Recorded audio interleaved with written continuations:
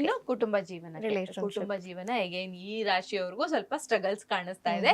It is little struggle card ಅಂತ ಹೇಳ್ಬಿಟ್ಟು, ಅದರಲ್ಲೂ ಮೊದಲ 10 ದಿನಗಳು ಏನಿದೆ, ನವೆಂಬರ್ ತಿಂಗಳ ಮೊದಲ 10 ದಿನಗಳು ನಿಮ್ಮ ಒಂದು ಸಂಬಂಧದಲ್ಲಿ ತುಂಬಾ ಹೊಡೆದಾಟ, ಆ ಸಂಬಂಧವನ್ನ ಮುಂದುವರಿಸ್ಕೊಂಡು ಹೋಗೋದಕ್ಕೆ ನೀವು ಹೊಡೆದಾಡುವಂತಹ ಪರಿಸ್ಥಿತಿಯನ್ನ ಎದುರಿಸ್ಬೇಕಾಗ್ತಿರುತ್ತೆ ಅಂತ ಹೇಳ್ಬೋದು. ಹಾಗಾಗಿ ಬರ್ಡನ್ ಆಗಿರುತ್ತೆ, ನಿಮ್ಮ ಪಾರ್ಟ್ನರ್ ನಿಮಗೆ ಬರ್ಡನ್ ಆಗಿರ್ಬಹುದು. ನೀವ್ ಯಾರನ್ನೋ ಒಬ್ಬರನ್ನ ಇಷ್ಟಪಟ್ಟಿದ್ದೀರಾ, ರಿಲೇಶನ್ಶಿಪ್ ಅಲ್ಲಿ ಇದ್ದೀರಾ, ಆ ಪಾರ್ಟ್ನರ್ನ ಬಿಹೇವಿಯರ್ ನಿಮಗೆ ಬರ್ಡನ್ ಅನ್ನಿಸ್ತಾ ಇದೆ, ಅವ್ರು ಮಾತಾಡೋ ರೀತಿನೇ ನಿಮಗೆ ಸರಿ ಹೋಗ್ತಿಲ್ಲ, ಈ ತರ ಆಗ್ಬಹುದು. ಹಾಗಾಗಿ ನೀವೇನಾದ್ರೂ ರಿಲೇಶನ್ಶಿಪ್ ಅಲ್ಲಿ ಇದ್ದೀರಾ ಅಂದ್ರೆ ತುಂಬಾ ಕೇರ್ಫುಲ್ ಆಗಿರಿ.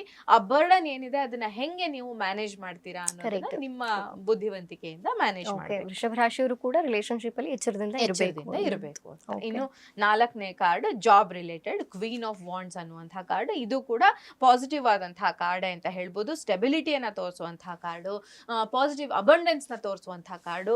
ನೀವು ಎಕ್ಸ್ಪೆಕ್ಟ್ ಮಾಡಿದಷ್ಟು ಹಣ ಕೂಡ ಈ ಜಾಬ್ ಅಲ್ಲಿ ಬರುತ್ತೆ. ಆದ್ರೆ ಒಂದೇ ಒಂದು ಏನು ಅಂತ ಹೇಳಿದ್ರೆ, ಯಾರೋ ಥರ್ಡ್ ಪಾರ್ಟಿ ಒಬ್ರು ಅಲ್ಲಿ ನಿಮಗೆ ಸ್ವಲ್ಪ, ನೀವು ಜಾಬ್ಗೆ ಟ್ರೈ ಮಾಡ್ತಿದ್ದೀರಾ ಅಂದ್ರೆ ಅಲ್ಲಿ ಯಾರೋ ಒಬ್ಬ ಪರ್ಸನ್ ನಿಮ್ಗೆ ನೆಗೆಟಿವ್ ಇಂಪ್ಯಾಕ್ಟ್ ಮಾಡ್ತಾ ಇದ್ದಾರೆ ಅಂತ ಹೇಳ್ಬಿಟ್ಟು, ನಿಮ್ಮ ಉದ್ಯೋಗ ಮಾಡ್ತಾ ಇದ್ರು ಕೂಡ ಅಲ್ಲೂ ಕೂಡ ಯಾರೋ ಸಮ್ವನ್ ಇಸ್ ಟ್ರಬ್ಲಿಂಗ್ ಅಂತ ಕಾಣಿಸ್ತಾ ಇದೆ.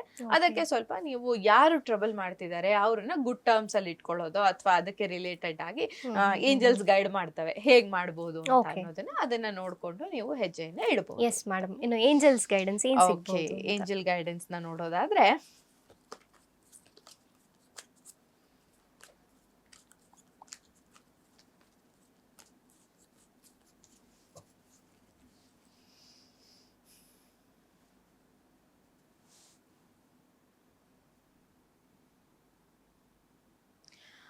ಇಲ್ಲಿ ಏಂಜಲ್ ಏನ್ ಹೇಳ್ತಾ ಇದೆ ಅಂತ ಹೇಳಿದ್ರೆ, ಸಿಚುಯೇಷನ್ ವಿಲ್ ಇಂಪ್ರೂವ್ ಅಂತ ತೋರಿಸ್ತಾ ಇದೆ.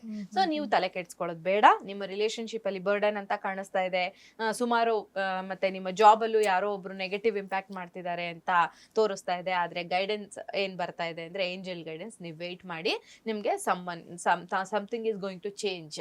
ಸೊ ನೀವು ಪಾಸಿಟಿವ್ ಆದ ಚೇಂಜಸ್ ನ ನೋಡಬಹುದು ಅನ್ನುವಂಥದ್ದು.